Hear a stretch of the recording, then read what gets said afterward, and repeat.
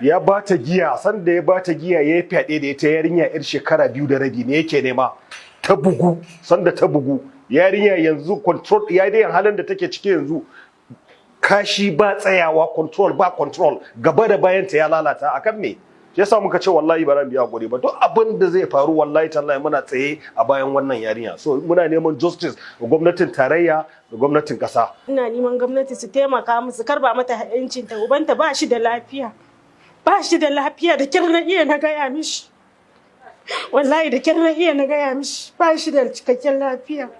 Har yanzu hankalin shi wallahi yau na same shi hankalin shi a tashe yake. Na neman gwamnati su taimaka min, su taimaka min. Rape that happened at Mr. Ali. Yes, I personally called for the case, and because when the case was reported, people now started a lot of tension.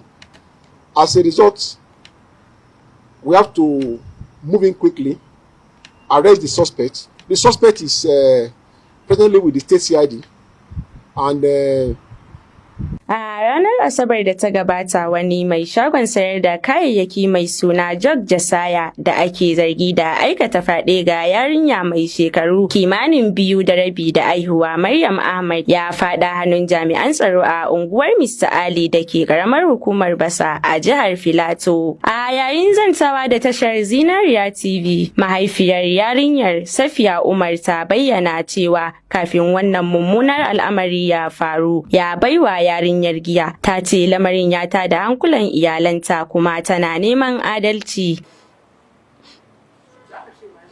Aka ce waye mata wannan abun, waye mata wannan abun, ta ce mai shago.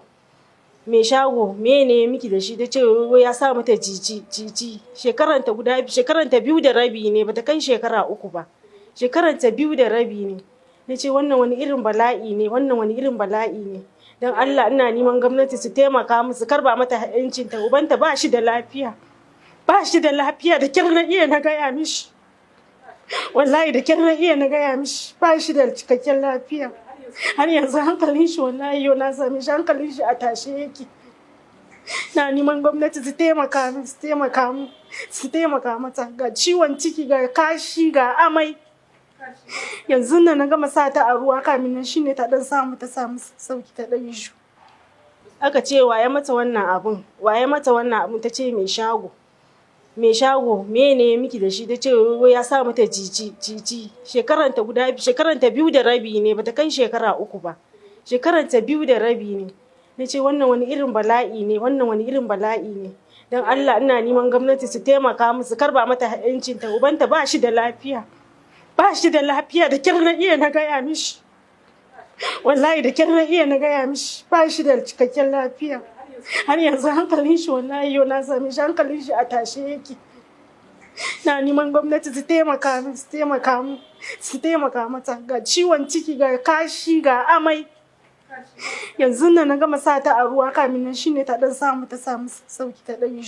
Ɗaya daga cikin shugabannin matasan yankin Ali Naira ya ce tun bayan faruwar wannan al'amarin hankulan al'umma ya tashi, kuma suna fatan shari'a ta yi aiki a kan shi.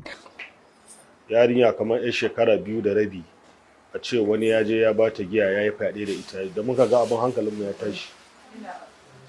Yarinya tana kashi ba control, ba tsayawa, gabanta da bayanta gaba ɗaya ya lalata. So wannan abin ya kulle mana kai, dalilin da yasa kenan muka tashi lalle muka dauko yariyar nan muka dawo da ita asibiti.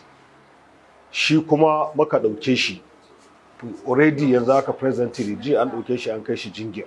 Daga jingir muna expecting kaman za a kai shi ta CID, because issue ba karamin issue bane, don yarinyar ba mu san condition din da yarinyar take ciki yanzu haka ba, tsakani da Allah.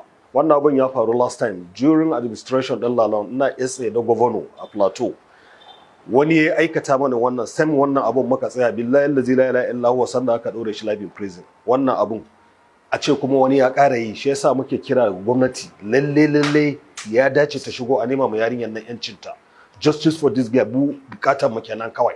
A yau Laraba yayin gabatar da waɗanda ake zargi a shadkwatar rundunar 'yan sanda ta jihar Filato, kwamishinan 'yan sanda CP Emmanuel Adesina ya tabbatar da faruwar lamarin. Ya ce wannan lamari na da haɗarin tayar da hankulan jama'a, amma sun yi gaggawar cafke wanda ake zargi, sannan yana tsare a State CID domin tabbatar da shari'a.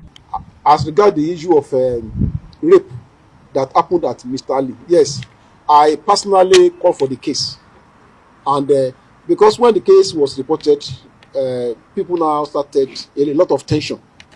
As a result, we have to move in quickly, arrest the suspect. The suspect is presently with the State CID, and we are making progress on that case. That's a good one. Kwamishinan ya tabbatar da cewa za a gurfanar da wanda ake zargi a gaban kuliya bayan kammala bincike tare da tabbatar da cewa za a yi adalci ga yarinyar da iyalanta. Zinariya TV, farin cikin al'umma.